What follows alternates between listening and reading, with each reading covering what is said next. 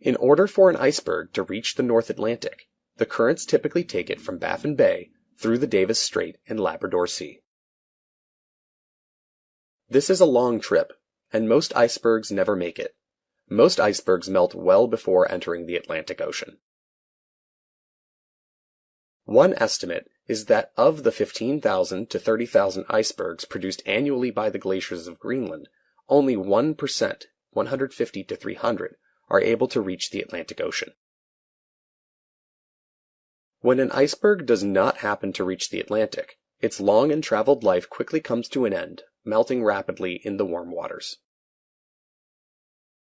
At most, it will take 2 months to melt, unlike icebergs stuck in parts of Baffin Bay, where it can take upwards of 4 years for a berg to melt.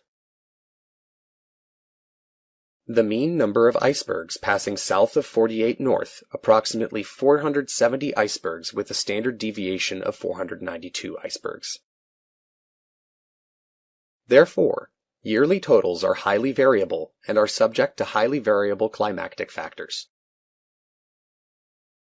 The area called Iceberg Alley is located about 250 miles east and southeast of the island of Newfoundland, Canada.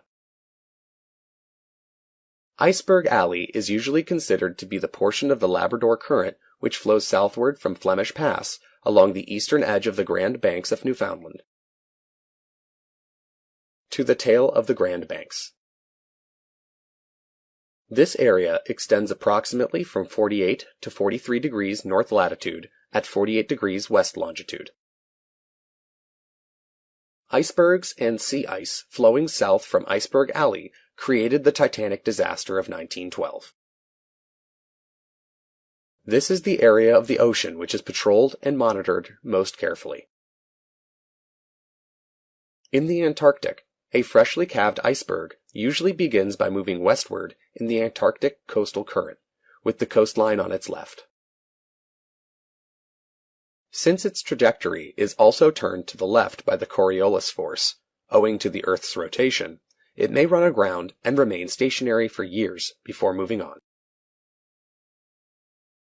For instance, a large iceberg called Trolltunga calved from the Thimble ice shelf near the Greenwich Meridian in 1967, and it became grounded in the southern Weddell Sea for 5 years before continuing its drift.